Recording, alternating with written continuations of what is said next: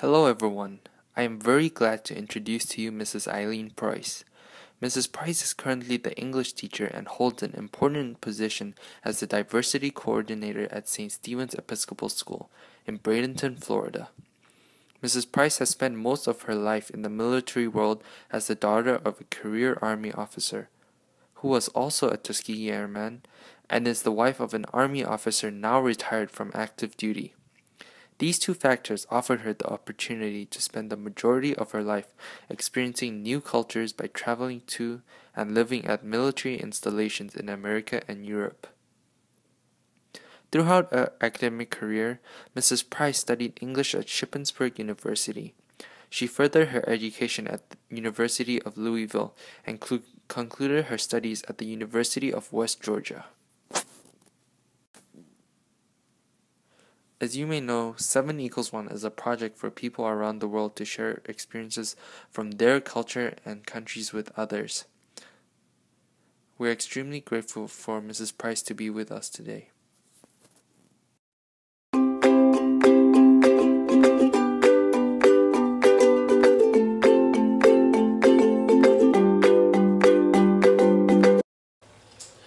As the diversity practitioner, which is what the National Association of Independent Schools prefers to call us, my role at St. Stephen's is one that's very unique and very different. With our large population of students from around the world, such as you and your sister, it is very important that I understand your reason and love for being in America, and at the same time not allowing you to lose your cultural heritage, which is very important to making our school more well-rounded. We need to share. I love 7 equals 1 because at St. Stephen's we truly are one community. It doesn't matter what languages are spoken, what religions are practiced, or what we look like. We are one. And I think that diversity plays a major role in my teaching and in your education. As a person who speaks more than one language, has lived in another country, it's very different to live in a country as opposed to just visiting. When I lived in Germany and in Italy, both, in Germany we lived in military housing, but it was in the middle of the city. We were not behind a gate or a wall. In Italy, I lived in an apartment building that was on a main thoroughfare in Naples. We walked to school, went to school that was very much like an embassy school. And those experiences forced me to appreciate the culture in which I lived so that I could live it and not just be an Italian or a German by day and go home and be an American by night. So that has made me, in my opinion, extremely open-minded, and I am very embracing when it comes to foreign cultures. That's why as a diversity coordinator, I can understand when students come from halfway around the world in China to live in America and what that must feel like. And my making them feel welcome is something that I feel I do very well. My Army wife is still in me.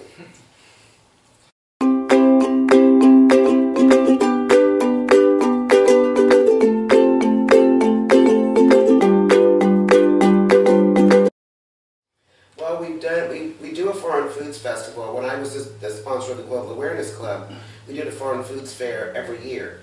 And that was one of the biggest hits, if you will, of the school year. I think at St. Stephen's we don't do enough cultural exchange, and we could do more. Students really like all that is unique. I'm not going to say different, I'm going to say unique. The fact that you and Impo, I'm using you as my examples today because I think you are extremely unique, and the fact that you have your Asian background and heritage, and you were born in Botswana.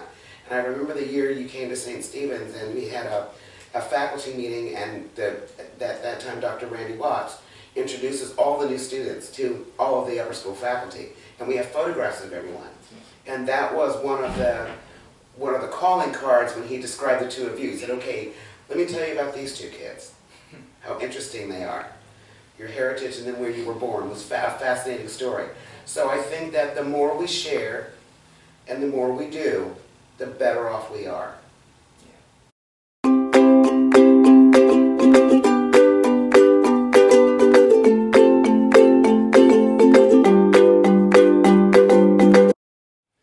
That's a really really important question, and the first part of my answer is going to be a little bit selfish. I have a new grandson. Well, he's not new anymore, he's 2 years old. And one of my dreams and desires is that he can see a world that has urban living and has natural habitats that are still maintained. We are around the world building like crazy. Nothing speaks louder than the dollar or the euro or the yen, wherever you are, whatever kind of currency there is. And I think that we take too much time building and progressing technology, for example, without taking into account what's happening to our animal species around the world. As odd as this response is, and I really thought about this one question, was the only one I was a little leery of because I'm not as well read in conservation as you are. But what I honestly feel, in America especially, we have a very unhealthy addiction to television and entertainment. Look at how much money entertainers make, for example, as opposed to people who are helping the world, like teachers and lawyers, and well, some lawyers are kind of wealthy too, nurses, people who go out and help others, and that's their mission. I think that through television, for example, if people are willing to watch shows like Bad Girls Club, people being mean to each other, why can't we replace all of that with looking at the beauty of, the black rhino is a gorgeous animal. Elephants are beautiful. Elephants, do people know that elephants live in families? Do people know that mothers weep and mourn their babies when they die?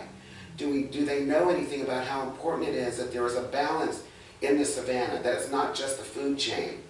It's a natural habitat that God made, and we're encroaching on it.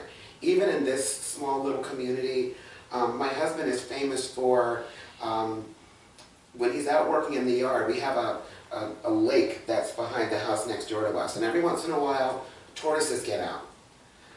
My sister has been known to stop in the middle of the street and put turtle back in a box that she kept in the back of her car and drive it to the nearest watering hole.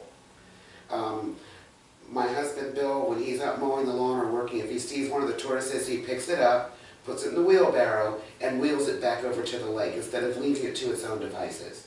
So I think, first of all, conservation has to be an individual, it's got to be an individual promise, vow that we make to ourselves, and then that we bond together.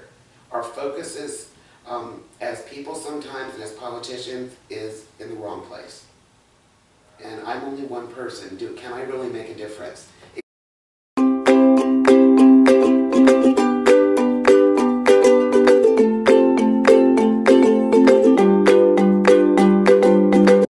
I think awareness. It almost sounds like a cliche now, but awareness. Part of my job as a teacher is I want to inspire in you and every student who crosses my door that you are the hope for the future. I think what you're doing right here is definitely going to bring about awareness for conservation because you're so young and you are not jaded by anything. Your love, I've looked at the blog, your love for conservation is just you're wearing it. You wear it like a necklace. You wear it like a tattoo. It's there. My mission is that I feel that my students, all students, kids in the world, you're our investment for the future. And if I don't do well by you, then my investment is not going to be well placed. So I think by participating in activities such as this one, encouraging that you spread your word is the only way I can lead. I've got to lead by doing. And my doing is I'm hoping that I'm inspiring you and other students that come into my orbit.